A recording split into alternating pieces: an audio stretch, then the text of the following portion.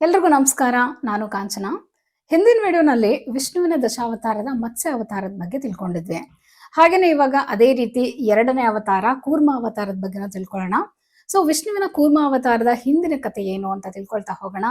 ಅದಕ್ಕೂ ಮುಂಚೆ ಕಾಂಚನ ಚಾನಲ್ಗೆ ಸಬ್ಸ್ಕ್ರೈಬ್ ಮಾಡ್ಕೊಂಡಿಲ್ಲ ಅಂತ ಅಂದ್ರೆ ಪ್ಲೀಸ್ ಸಬ್ಸ್ಕ್ರೈಬ್ ಮಾಡ್ಕೊಳ್ಳಿ.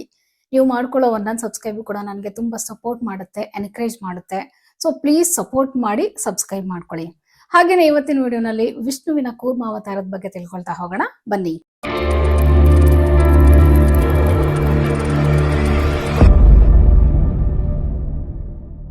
ಕೂರ್ಮ ಅಂದ್ರೆ ಆಮೆ ಅಂತ ಅರ್ಥ. ಇದು ವಿಷ್ಣುವಿನ ದಶಾವತಾರದ ಎರಡನೇ ಅವತಾರ. ಮತ್ತೆ ಇದು ಸತ್ಯಯುಗದಲ್ಲಿ ನಡೆಯುತ್ತೆ. ಪುರಾಣಗಳ ಪ್ರಕಾರ ಈ ದೂರ್ವಾಸ ಮುನಿಗಳು ಅಂದಿದ ತಕ್ಷಣ ಅವ್ರಿಗೆ ತುಂಬಾ ಕೋಪ ಅಂತ ಹೇಳ್ತಾರೆ. ಸೊ ಈ ದೂರ್ವಾಸ ಮುನಿಗಳ ಶಾಪದಿಂದ ವಿಷ್ಣು ಕೂರ್ಮ ಅವತಾರ ತಾಳ್ಬೇಕಾಗತ್ತೆ. ಅದ್ ಹೇಗಂದ್ರೆ, ದೂರ್ವಾಸ ಮುನಿಗಳು ಒಂದ್ಸಾರಿ ಈ ದೇವತೆಗಳ ರಾಜ ಇಂದ್ರ ಇದನ್ನಲ್ಲ, ಇವನಿಗೆ ಒಂದು ಮಾಲೆನ ಕೊಟ್ಟಿರ್ತಾರೆ. ಆದ್ರೆ ಈ ಇಂದ್ರದೇವ ಏನ್ ಮಾಡ್ತಾನೆ, ಆ ಮಾಲೆನ ತನ್ನ ಆನೆಗೆ ಹಾಕ್ಬಿಡ್ತಾನೆ. ಆದ್ರೆ ಆ ಆನೆ ಏನ್ ಮಾಡುತ್ತೆ, ಆ ಮಾಲೆನ ಕೆಳಗಡೆ ಬೀಳಿಸ್ಬಿಡುತ್ತೆ. ಅದನ್ನ ನೋಡಿದಂತ ದೂರ್ವಾಸ ಮುನಿಗಳಿಗೆ ತುಂಬಾ ಕೋಪ ಬಂದು ಇಂದ್ರನಿಗೆ ಶಾಪ ಕೊಡ್ತಾರೆ ಅವರು. ಆ ಶಾಪ ಏನು ಅಂದ್ರೆ, ಎಲ್ಲಾ ಶಕ್ತಿನೂ ಕಳ್ಕೊಳ್ತೀಯ ನೀನು, ಹಾಗೇನೆ 3 ಲೋಕಗಳ ಮೇಲಿರೋ ನಿನ್ನ ಪ್ರಾಬಲ್ಯ ಈ ಮಾಲೆ ತರನೇ ಹಾಳಾಗುತ್ತೆ. ದೇವತೆಗಳು ಅಮರತ್ವ ಮತ್ತೆ ದೈವಿಕ ಶಕ್ತಿನ ಕಳೆದುಕೊಳ್ತೀರಾ ನೀವು ಅಂತ ಶಾಪ ಕೊಟ್ಬಿಡ್ತಾರೆ. ಇಂದ್ರದೇವ ತಾನು ಮಾಡಿರೋ ತಪ್ಪಿಗೆ ಕ್ಷಮೆ ಕೇಳೋದಕ್ಕೆ ಪ್ರಯತ್ನ ಮಾಡ್ತಾನೆ. ಆದ್ರೆ ದೂರ್ವಾಸ ಮುನಿಗಳು ಶಾಪ ಕೊಟ್ಟು ಹೊರಟೋಗ್ಬಿಡ್ತಾರೆ. ಇಂದ್ರದೇವನ್ನ ಕ್ಷಮಿಸೋದಿಲ್ಲ ಅವರು. ನಂತರ ಶಾಪದ ಪ್ರಭಾವ ಇಂದ್ರದೇವ ತನ್ನ ಸಿಂಹಾಸನ ಕಳ್ಕೊಳ್ತಾನೆ. ಹಾಗೇನೆ ಎಲ್ಲಾ ದೇವತೆಗಳು ತನ್ನ ಶಕ್ತಿನ ಕಳ್ಕೊಂಡು ರಾಕ್ಷಸರು ಅವರನ್ನ ಸೋಲಿಸ್ಬಿಡ್ತಾರೆ. ರಾಕ್ಷಸರ ಪ್ರಭಾವ ಹೆಚ್ಚಾಗುತ್ತೆ. ಆಗ ದೇವತೆಗಳಿಗೆಲ್ಲ ಭಯ ಶುರುವಾಗಿ ಪರಿಹಾರಕ್ಕೋಸ್ಕರ ವಿಷ್ಣು ಹತ್ರ ಹೋಗ್ತಾರೆ.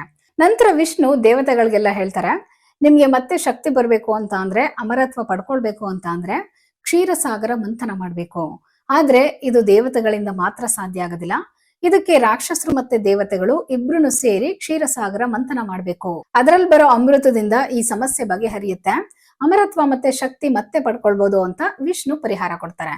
ಆದ್ರೆ ಸಮಸ್ಯೆ ಇರೋದಂದ್ರೆ, ರಾಕ್ಷಸರು ಮತ್ತೆ ದೇವತೆಗಳು ಯಾವಾಗ್ಲೂ ವಿರೋಧಿಗಳವರು, ಯಾವಾಗ್ಲೂ ಒಟ್ಟಿಗೆ ಆಗೋದಕ್ಕೆ ಸಾಧ್ಯನೇ ಇಲ್ಲ ಅಲ್ವಾ.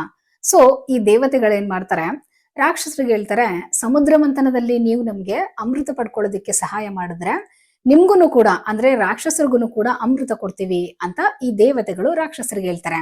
ಆಗ ಈ ರಾಕ್ಷಸರುಗಳು ಅಮೃತ ಸಿಗುತ್ತೆ, ಅಮೃತ ನಮಗೂ ಕೊಡ್ತಾರೆ ಅಂತ ಹೇಳಿ ಸಮುದ್ರ ಮಂಥನ ಮಾಡೋದಕ್ಕೆ ಒಪ್ಕೊಳ್ತಾರೆ. ನಂತರ ಮಂದಾರ ಪರ್ವತನ ದಂಡವಾಗಿ ಬಳಸ್ಕೊಳ್ತಾರೆ, ಅಂದ್ರೆ ಕೋಲಾಗಿ ಬಳಸ್ಕೊಳ್ತಾರೆ. ಮತ್ತೆ ಹಾವುಗಳ ರಾಜ ವಾಸುಕಿನ ಹಗ್ಗದ ತರ ಬಳಸ್ಕೊಳ್ತಾರೆ. ರಾಕ್ಷಸರೆಲ್ಲ ಹಾವಿನ ತಲೆ ಕಡೆ ಹಿಡ್ಕೊಂಡಿದ್ರೆ ದೇವತೆಗಳು ಬಾಲದ ಕಡೆ ಹಿಡ್ಕೊಂಡಿರ್ತಾರೆ. ಹಾಗೆ ಸಮುದ್ರ ಮಂಥನ ಶುರುವಾಗುತ್ತೆ. ಆದ್ರೆ ಕ್ಷೀರಸಾಗರದ ಮಂಥನ ಶುರುವಾಗ್ತಿದಂಗೆನೆ ಪರ್ವತ ಭಾರ ಇರೋದ್ರಿಂದ ಅದು ಮುಳುಗೋದಕ್ಕೆ ಶುರುವಾಗ್ಬಿಡುತ್ತೆ. ಆಗ ವಿಷ್ಣು ಏನ್ ಮಾಡ್ತಾನೆ, ಆಮೆ ಅವತಾರ ತಾಡಿ ಆ ಪರ್ವತ ಕೆಳಗಡೆ ಮುಳುಗ್ದಿರೋ ಹಾಗೆ ಅದನ್ನ ಹಿಡಿದಿಟ್ಕೊಳ್ಳುತ್ತೆ ಪರ್ವತನ. ಆಗ ಸಮುದ್ರ ಮಂಥನ ಸುಲಭವಾಗಿ ನಡೆಯುತ್ತೆ. ಮತ್ತೆ ಅದರಿಂದ ಒಟ್ಟು 14 ವಸ್ತುಗಳು ಹುಟ್ಕೊಳ್ತವೆ. ಕಲ್ಪವೃಕ್ಷ, ಕಾಮಧೇನು, ಮತ್ತೆ ಚಿಂತಾಮಣಿ, ಉಚ್ಚೈಶ್ರವ, ಐರಾವತ, ಪಾಂಚಜನ್ಯ, ಸಾರಂಗರಾಜನ ಬಿಲ್ಲು, ರಂಭ, ಚಂದ್ರ, ವಾರುಣಿ, ಧನ್ವಂತರಿ, ಲಕ್ಷ್ಮಿ ಮತ್ತೆ ಹಾಲಾಹಲ. ಹೀಗೆ ಅಮೃತದ ಜೊತೆನಲ್ಲಿ ಇಷ್ಟೆಲ್ಲಾ ವಸ್ತುಗಳು ಉದ್ಭವ ಆಗ್ತವೆ. ಅಮೃತ ಸಿಗೋದಕ್ಕೂ ಮುಂಚೆ ಹಾಲಾಹಲ ಅಂದ್ರೆ ಕಾರ್ಕೋಟಕ ವಿಷ ಬಂದಾಗ ಅದನ್ನ ಶಿವ ಕುಡಿತಾನೆ. ನಂತರ ಅಮೃತ ಸಿಕ್ಕಿದ್ದಾದ್ಮೇಲೆ ದೇವತೆಗಳು ಮತ್ತೆ ರಾಕ್ಷಸರುಗಳು ಇಬ್ರು ಕಿತ್ತಾಡೋದಕ್ಕೆ ಶುರು ಮಾಡ್ತಾರೆ. ಆದ್ರೆ ಅಮೃತನ ರಾಕ್ಷಸರಿಗೂ ಕೊಡ್ತೀವಿ ಅಂತ ಹೇಳಿದ್ರು ಕೂಡ ಈ ದೇವತೆಗಳು ಅವ್ರಿಗೆ ಗೊತ್ತಿಲ್ದಿರೋ ಹಂಗೆ ರಾಕ್ಷಸರುಗಳಿಗೆ ಅಮೃತ ಸಿಗ್ದಿರೋ ಹಾಗೆ ಮಾಡ್ಬೇಕು, ಅವ್ರಿಗೆ ಅಮೃತ ಕೊಡಬಾರ್ದು ಅಂತ ಪ್ಲಾನ್ ಮಾಡ್ಕೊಂಡಿರ್ತಾರೆ. ಯಾಕಂದ್ರೆ ರಾಕ್ಷಸರುಗಳಿಗೆ ಅಮರತ್ವ ಸಿಕ್ಕಿದ್ರೆ ಅವ್ರಿಗೆ ಸಾವೇ ಇಲ್ಲ ಅಂದ್ಬಿಟ್ರೆ ಎಲ್ಲಾ ಕಡೆನೂ ಅವ್ರದೇ ರಾಜ್ಯಭಾರ ನಡೆಯುತ್ತೆ. ಅವ್ರನ್ನ ತಡೆಯೋದಕ್ಕೆ ಯಾರಿಂದನೂ ಸಾಧ್ಯ ಆಗಲ್ಲ, ಬರೀ ಅನ್ಯಾಯನೇ ಮಾಡ್ತಾರೆ. ಅದಕ್ಕೆ ಅವ್ರಿಗೆ ಅಮೃತ ಕೊಡಬಾರ್ದು ಅಂತ ಹೇಳಿ ಡಿಸೈಡ್ ಮಾಡ್ಕೊಂಡಿರ್ತಾರೆ. ಆದ್ರೆ ಅಮೃತ ಸಿಕ್ಕಿದ್ದಾದ್ಮೇಲೆ ಇಬ್ರಿಗೂ ಜಗಳಗಳು ಶುರುವಾದಾಗ ವಿಷ್ಣು ಏನ್ ಮಾಡ್ತಾನೆ, ಮತ್ತೆ ಮೋಹಿನಿ ಅವತಾರ ತಾಳ್ತಾನೆ. ಮೋಹಿನಿ ರೂಪದಲ್ಲಿ ರಾಕ್ಷಸರುಗಳಿಗೆ ಮೋಡಿ ಮಾಡಿ ಅಮೃತನ ನಾನು ಸಮವಾಗಿ ಹಂಚ್ತೀನಿ ಇಬ್ರಿಗುನು ಅಂತ ಹೇಳಿ ಅಮೃತನ ಇಸ್ಕೊಳ್ತಾನೆ. ಅಮೃತನ ಈಸ್ಕೊಂಡು ದೇವತೆಗಳಿಗೆಲ್ಲ ಅಮೃತ ಕೊಡ್ತಾನೆ. ಆದ್ರೆ ರಾಕ್ಷಸರುಗಳಿಗೆ ಮಾತ್ರ ಅವ್ರಿಗೆ ಗೊತ್ತಿಲ್ದಿರೋ ಹಂಗೆ ಬರೀ ಸಿಹಿ ನೀರ್ ಮಾತ್ರ ಕೊಡ್ತಾನೆ. ಆಗ ದೇವತೆಗಳು ಅಮೃತನ ಕುಡಿದು ಮತ್ತೆ ಅವ್ರ ಶಕ್ತಿ ಮತ್ತೆ ಅಮರತ್ವನ ವಾಪಸ್ ಪಡ್ಕೊಳ್ತಾರೆ. ಆದ್ರೆ ದಾನವರ್ಗ್ ಮಾತ್ರ ದೇವತೆಗಳು ಅಮೃತ ಕೊಡ್ತೀವಿ ಅಂತ ಹೇಳಿ ಮೋಸ ಮಾಡ್ಬಿಡ್ತಾರೆ.